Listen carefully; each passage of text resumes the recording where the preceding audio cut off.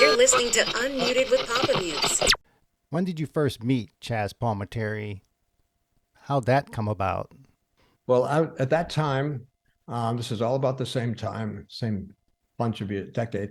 At that time, I was a member of a theater in Los Angeles called Theater West. It's a membership theater, and I was the artistic moderator, which means we would do acting workshops and stuff like that. And I would moderate the workshop. And it's I'm not the artistic director, but I'm working with a lot of actors there. And while I'm working with there, we were also doing auditions. And I remember the time Chaz came to audition to become a member of the company. Now, and this time he's not known, right? He's no, he's no, not known at no, all. he's not at all. Nothing. But when I say nothing, I mean, that's where a lot of actors are at some point. Sure. Nothing.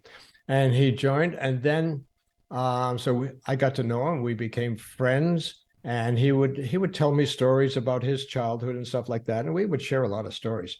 And then one day he came to me, and because he was trying to get a job, he was trying to an acting job, Sure. and he needed a monologue for an audition. And they wanted him to come in and just do a monologue. So he came to me and says, "Can you help me with a monologue?" I said, "Sure. That's what I do. That's what I absolutely can help you." And I said to him, I said, you remember that story you told me about being a young boy and witnessing that fight in front of your apartment building, the two men fighting over the car? Yeah, the parking space. And he goes, "Yeah." I said, "Write that." He says, "What do you mean?" I said, "No, write that. It's a great story. Well, that's going to be your monologue." And he went, "Okay." And he wrote it. And then we worked together with the rewrite of it and to make it sharper. And so now he had a monologue, and it was really good. It was really good.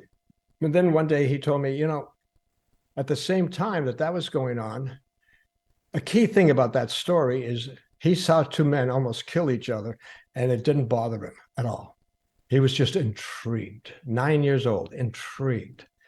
And he told me later, he says, at the same time, there's something else that happened that was really, really upsetting to me. I said, "Really? What?"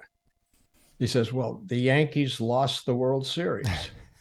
And I go, "Really?" He says, "Yeah, I was really upset because I couldn't figure out what Mickey Mantle was going to do now. What is he going to do? They lost." And I said, "That upset you?" He said, "Yeah." I said, "Write that story." He says, "Why?" I said, "No, write that story. We'll put them together. These two stories go together." He says, "They don't go together." I said, "Write the story. I'll show you how they go together." Wow.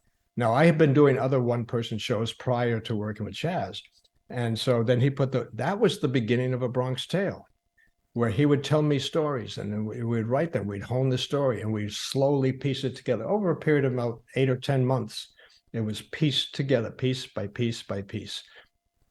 His testimonial, I mean, I bring that up knowing that if it wasn't for creative genius of Mark Travis, A Bronx Tale would never exist. I mean, that's huge. I mean, that movie, Yeah. I mean, obviously the one-man show, but the movie is just, I come from an Italian neighborhood, and it just was like so relatable. It's like, oh my God, this movie is great. But when I read that, I was like, wow, nice. That's sweet. Sweet. What should a director never do? I know that sounds like a dumb question, but what should a director never do? And there might be a lot of things, but what's the one thing that's like, oh my God, what are you doing? You can't do that. Okay, this may sound strange because it's a very general question, Parvati. It's a very general, what should you never do? Never assume that you are right. Yeah. Someone else might be right. In other words, there's a danger. This is one of the talks I gave in one of those interviews I did. There's a danger in directing, the danger of assumption. The danger that assumption that performance is exactly what I need. The danger, that's the scene I need. That's, in other words, there's a danger of assuming that you know exactly what you need and what's going to work. And that, along with that, comes an arrogance. So when I say, never assume that you're right. When someone says, "I got another idea," listen to them. Give them the courtesy of your time, but give yourself the opportunity to listen to another idea. When someone says, maybe the scene, an actor could do that. Maybe what would happen if the scene went this way? What would happen if we played it this way? Be flexible. Good question. Yeah. Consider that. Even try it. Now, gets back to the whole idea of directing theater, where most of the time is spent rehearsing, trial and error, rehearsing. Try it. Try the scene that way. You may be surprised. Your first reaction may have been, no, it's written this way. It's got to go this way. No, don't do that. Try it the other way. The thing is, you may discover one tiny little thing that's going to help the scene, or you may discover that you're right. It doesn't work that way, but now you know for sure. It's not just an attitude. It's evidence. You tried it and everybody goes, well, that doesn't work. You go, yeah, you're right. It doesn't work. Now it's not an assumption that it won't work that way. It's a fact. It doesn't work that way. So that's why I say, don't assume that you're always right. Now, is that part of the so-called Travis technique, or is there many factors, I'm assuming? Well, there are many factors. There's a book, the third book that I wrote, which is called Film Director's Bag of Tricks.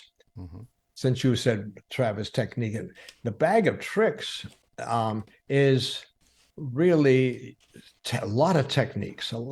Yeah, you can call them Travis techniques if you want, but a lot of techniques that I use and that I've learned or that I've developed working with writers and working with actors in order to get, first of all, in order to try to get from them what I want, but more than that, in order to work with them and get them past their resistance or their fears. Now we're actually back to your first question, the difficult actor. Well, the difficult actor is working with some kind of fear. Oh, interesting. And one big fear that a lot of actors can work with, and I've had this situation, that this film that we're making is going to be so awful, it's going to hurt my career. Boy, try to deal with that one. Meanwhile, you're trying to make the film.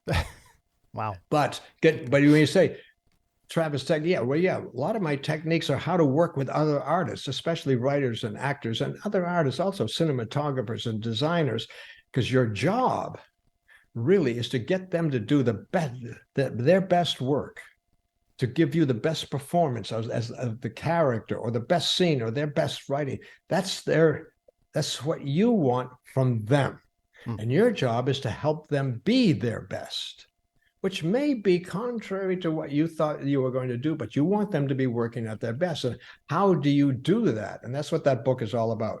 And it is, there are a lot of, quote, tricks. The reason they're called tricks is because my publisher kept calling them. He said, well, that's a good trick. That's a good trick. So we called it the bag of tricks. But it is the whole art and craft of directing, Paramutes. Half of it.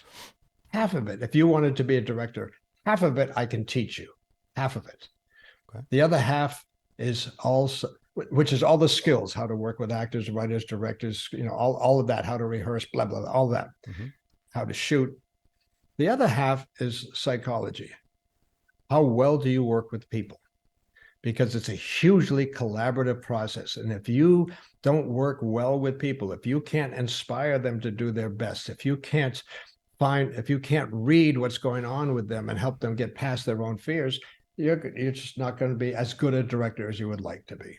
And you have another psychology. Book. Yeah, you have another book, directing feature films. Did that come out prior to, or? That was there. The very first book I wrote was called The Director's Journey. Okay. The Director's Journey then, years later, was reissued and rewritten as the Directing Feature Films, the one you're talking about now. So that's really the second edition of Director's Journey. So that came out before Bag of Tricks. Okay. And where can people? I'm assuming Amazon and just Google and Amazon. You get Amazon.